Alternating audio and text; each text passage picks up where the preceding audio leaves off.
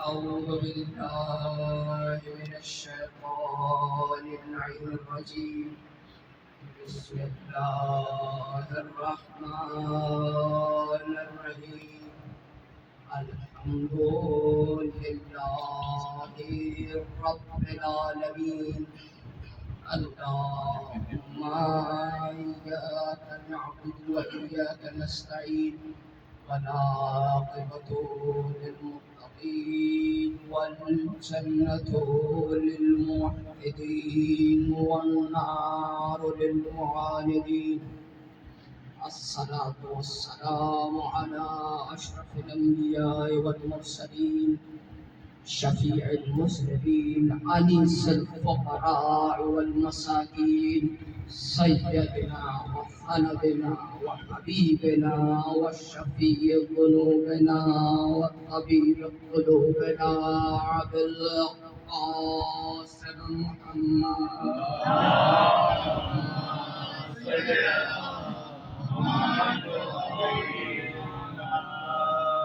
الصلاة والسلام على آله الطيبين الطاهرين المعصومين، أجعله الله لنا المؤمنين من يوم هذا إلى يوم الدين. وتبارك الله في محكم كتابه المجيد والفرقان الحميد. بسم الله الرحمن الرحيم. إنما يريد الله ليظهر عنكم الرجس أهل البيت ويطهركم تطهيرا.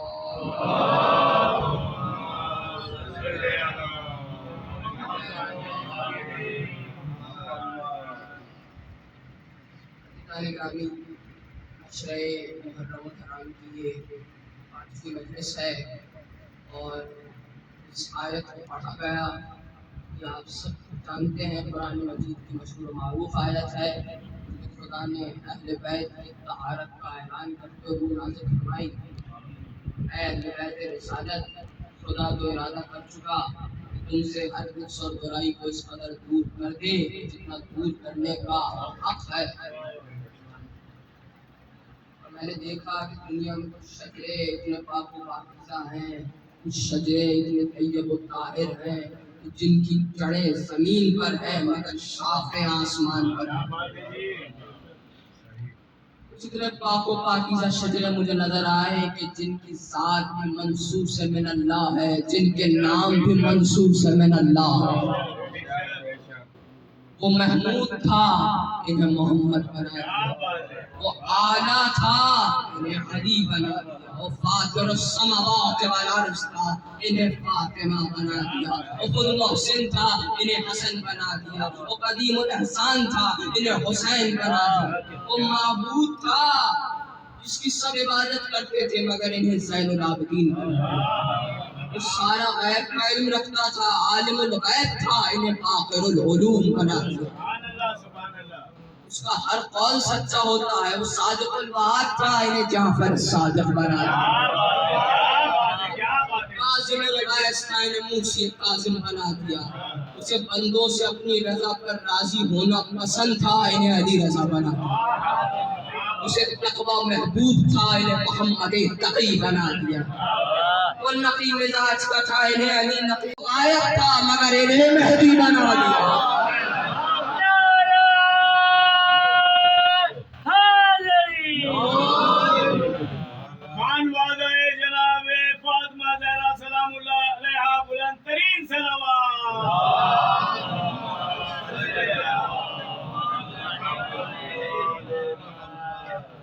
خاندان کی خدا نے طہارت کا اعلان آیت تکویر میں کیا تھا. یہ وہی خاندان ہے جس کے فرد، جس کے امام، جس کے معصوم والائے متقیان امیر المؤمنین امام علی ابن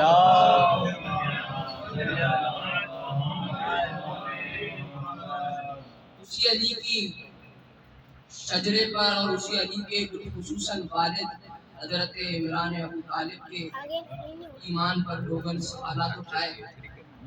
سوچنے کی بات یہ ہے کہ جس کی طہارت کا اعلان خدا قرآن میں یوں کر رہا ہے کہ تم سے ہر نفس و برائی کو اتنا دور کر دیا کہ جتنا دور کرنے کا حق ہے، اسی کے باپ ابو طالب کے ایمان پر سوال اٹھائے جا رہے ہیں. مگر میں آپ کو یہ بتاؤں گا، یہ ثابت نہیں کروں گا کہ ابو طالب مسلمان تھے یا نہیں، اس لیے وہ میرا کام نہیں ہے، مگر میں صرف یہ ثابت کروں گا کہ ہمارے خون میں اور ابو طالب کے خون میں کتنا فرق ہے.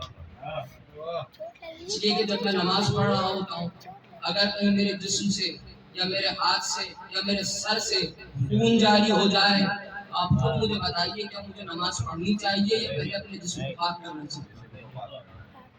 کیوں؟ اس لیے کہ خون ہے نجس، اور اس خون کو جو جسم سے جاری ہوا اب پاک کرنا پڑے گا، اس لیے کہ یہ خون نجس تھا. مگر اب میں نے جو منظر دیکھا مسجد کوفہ میں، جب امیر کائنات کے سر پہ ملعون نے سر ماری، علی کے سر سے خون روانہ ہوا، علی کے سر سے خون نکلا، مگر میں کیا دیکھتا ہوں کہ علی نے نہ نماز چھوڑی نہ جسم کو پاک کیا، بلکہ نماز جاری رکھی اور اوروں کو بھی حکم دیا پہلے نماز مکمل کراؤ. عزاداروں، معلوم یہ ہوا کہ علی نے نماز کو ترک نہیں کیا، علی نے نماز کو جاری رکھا. میں ہاتھ جوڑ کر عرض کروں، مولا تیری فضیلتوں کو بیان کرنے کے بڑے مواقع ہیں، یہ کیا کر رہے ہو؟ اسی موقع پر نماز کو جاری رکھی. آپ کی فضیلت کو بہت سے مواقع پر ہمیں نظر آتی ہے، یہاں کیوں دکھا رہے ہیں؟ ایک مرتبہ علی پلٹ کر کہیں گے عجب نہیں علی یہ کہتے ارے میں اپنی فضیلت بیان نہیں کر رہا، خون ابو طالب کی طہارت کا اعلان کر رہا ہوں. بلند ترین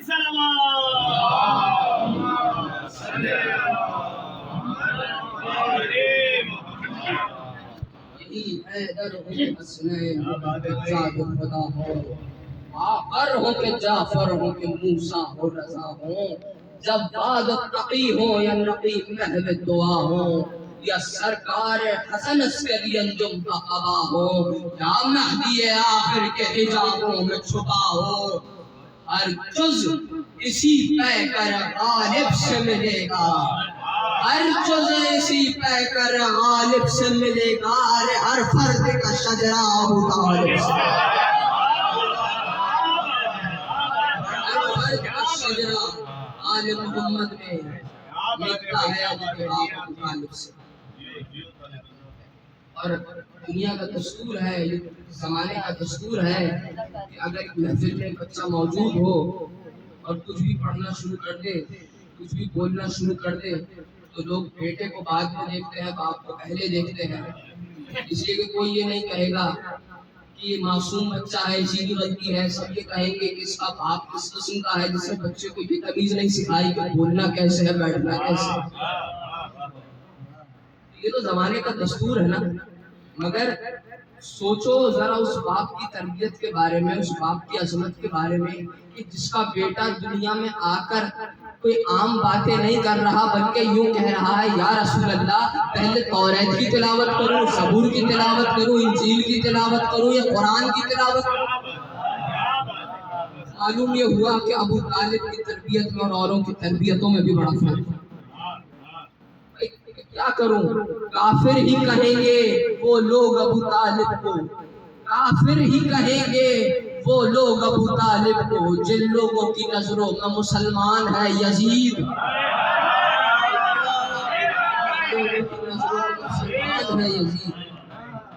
میں کچھ نہیں کر سکتا، اس لیے کہ جسے چاہیں وہ ایمان کی سند دے دیتے ہیں، جس سے چاہیں ایمان کی سند لے لیتے ہیں. مگر ہم تو اس گھرانے کے ماننے والے ہیں کہ جنہوں نے آج جو اذانیں آپ کو سنائی دے رہی ہیں، جو نماز انسان مسلمان پوری کائنات میں پوری دنیا میں اتنی اذانوں کی آوازیں آ رہی ہیں، اتنی نمازیں پڑھی جا رہی ہیں، جتنے روزے رکھے جا رہے ہیں، جتنی بار حج ہو رہا ہے، یہ اس بات کی دلیل ہے کہ اللہ کا پسندیدہ دین اسلام اس وقت دنیا میں موجود ہے. مگر یہ دین کبھی نہ بچ پاتا یقین کبھی ہمارے پاس نہ ہوتا اگر حسین کربلا میں اپنے بچوں کو اس طرح قربان ہوتے۔ حسین نے نہ صرف یہ کہ اپنی جان کو قربانی دی بلکہ کبھی اپنے بھتیجے قاسم کو بھیجا، کبھی اپنے بھانجوں کو بھیجا، اور کبھی 6 ماہ کے علی اصغر کو بھیجا، تو کبھی 18 برس کے علی اکبر کو بھیجا۔ عزاداروں سنو گے کہ آج یہ 5 محرم الحرام کی تاریخ ہے، ہمارے ہاں یہ منسوب کی جاتی ہے حضرت علی اکبر سے۔ شہادت کل رات آپ نے سنی، مگر میرا دل چاہتا ہے کہ آج صغرا اور علی اکبر کے بارے میں کچھ پڑھوں۔ ہر بھائی کو اپنی بہن سے اور ہر بہن کو اپنے بھائی سے بڑی محبت ہوتی ہے، اور علی اکبر کو صغرا سے اور صغرا کو علی اکبر سے کچھ زیادہ ہی محبت ہے، اس لیے کہ صغرا وہ ہے کہ جو علی اکبر کے بغیر رہ نہیں سکتی۔ جب علی اکبر مدینے سے جا رہے ہیں نا 28 رجب کو، تو بار بار صغرا کہتی ہے بھیا علی اکبر مجھے لینے آؤ گے نا؟ اور اکبر کوئی جواب نہیں دے پا رہے۔ ایک مرتبہ حسین نے کہا اے بیٹے علی اکبر وقت کا تقاضا ہے، بہن سے وعدہ کرو بہن میں تجھے لینے آؤں گا۔ بس علی اکبر نے کہا اے بہن میں تجھے لینے ضرور آؤں گا، مگر یہاں 10 محرم الحرام بھی گئی اور صغرا انتظار کرتی رہی کہ کب میرا علی اکبر مجھے لینے آئے گا۔ مگر عزاداروں سنو، یہ وہ محرم ہے کہ جس کا چاند ہر سال صغرا دیکھ کر کہتی ہے اے چاند تو تو ہر سال نظر آتا ہے مگر میرا بھیا علی اکبر نظر نہیں آتا۔ ارے میرا بھائی علی اکبر مجھ سے وعدہ کر کے گیا تھا اے بہن میں تجھے لینے ضرور آؤں گا، مگر میرا بھائی نہ لوٹا۔ کسی بہن کو خدا بھائی کا ایسا منظر نہ دکھائے۔ ارے اب جب حسین کے پاس اکبر کی صدا آتی ہے بابا میری مدد کو آئیے، اور گھٹنیوں کے بل چلے ہیں لاشائے علی اکبر پر۔ میں نہیں جانتا کتنی بار حسین گرے تھے اور کتنی بار اٹھ کر کھڑے ہوئے اور کتنی بار اکبر کے لاشے پر پہنچے، مگر میں تو اتنا جانتا ہوں کہ اب جب حسین لاشائے علی اکبر پر پہنچ چکے تو اکبر سے سوال کیا اے علی اکبر آخری وقت میں کوئی خواہش ہے تو بیان کرو۔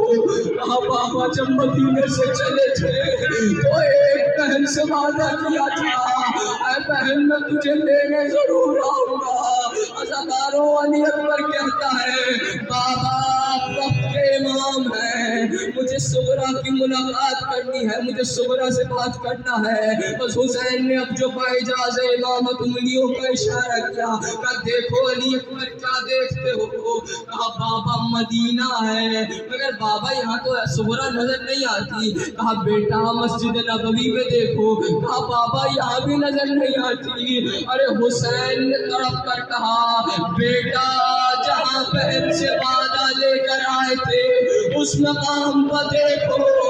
ارے اکبر نے کیا منظر دیکھا، مظلوم بھائی کی مظلوم بہن، مظلوم بھائی کی مظلومہ بہن بھائی کے نقش قدم کو چوم کر کہہ رہی ہے اے بھیا علی اکبر کب واپس آگے، بہن منتظر ہے۔ یہاں صغرا نے یہ آواز دی، وہاں اکبر نے مدینے کی طرف رخ کر کے کہا السلام، ارے صغرا مجھ پر تیرا آخری سلام، ارے میرا آخری سلام قبول کرو۔ یہاں اکبر نے یہ کہا اور روح پرواز